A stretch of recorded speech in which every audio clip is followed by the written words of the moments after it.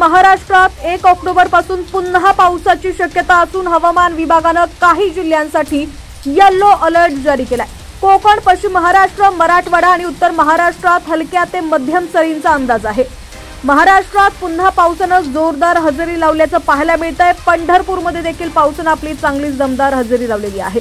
राज्यात गेल्या 2 दिवसात पावसाने विश्रांती घेतली असली तरी 1 ऑक्टोबर पासून हवामान पुन्हा बदलण्याची चिन्ह आहेत। अनेक जिल्ह्यांमध्ये हलक्या ते मध्यम सरींचा अंदाज आहे, तर काही ठिकाणी वादळी वाऱ्यासह पावसाचा इशारा देण्यात आलाय। शेतकरी आणि नागरिकांनी सतर्क राहावं असा सल्ला हवामान विभागाकडून देण्यात आलाय। पाहुयात राज्यातील विभागनिहाय हवामानाचा अंदाज कसा आहे।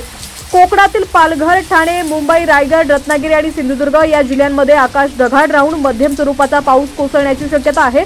सध्या कोणताही अलर्ट नसला तरी नागरिकांनी काळजी घ्यावी। पुणे, कोल्हापूर आणि सातारा जिल्ह्यामध्ये मध्यम स्वरूपाचा पाऊस होऊ शकतो। घाटमाथ्यावर वातावरण ढगाळ राहणार आहे। सांगली आणि सोलापूर जिल्ह्यामध्ये हलक्या सरींची शक्यता असून शेतकऱ्यांनी उभ्या पिकांवर लक्ष ठेवण्याचं आवाहन करण्यात आलेलं आहे। छत्रपती संभाजीनगर, जालना, परभणी, बीड, हिंगोली, लातूर आणि धाराशिव जिल्ह्यांमध्ये हलक्या ते मध्यम पावसाची शक्यता आहे। मात्र नांदेड जिल्ह्यात वादळी वाऱ्यासह पावसाचा जोर राहण्याची शक्यता असून येलो अलर्ट जारी करण्यात आलाय। धुळे, नंदुरबार, जळगाव, नाशिक आणि अहिल्यानगर जिल्ह्यांमध्ये हलक्या ते मध्यम स्वरूपाचा पाऊस पडू शकतो।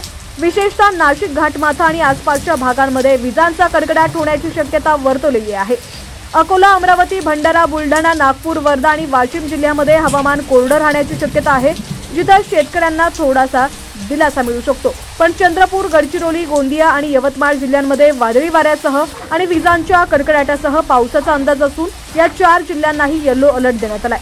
राज्यात 1 ऑक्टोबर रोजी पुन्हा एकदा पावसाचा जोर जाणवू शकतो। कोकण, पश्चिम महाराष्ट्र, मराठवाडा आणि उत्तर महाराष्ट्रात हलक्या ते मध्यम स्वरूपाचा पाऊस, तर मराठवाडा व विदर्भातील काही भागात वादळी पावसाची शक्यता आहे। एकूण 5 जिल्ह्यांसाठी येलो अलर्ट देण्यात आलाय, त्यामुळे नागरिकांनी आणि शेतकऱ्यांनी आवश्यक ती सावधगिरी बाळगणं अत्यंत गरजेचं आहे। आता राज्यातील तुमचा जिल्हा कोणता आणि तुमच्या जिल्ह्यातील हवामानाची काय स्थिती आहे ती देखील आम्हाला कमेंट्सच्या माध्यमातून नक्की कळवा। पाहत रहा HPN मराठी न्यूज।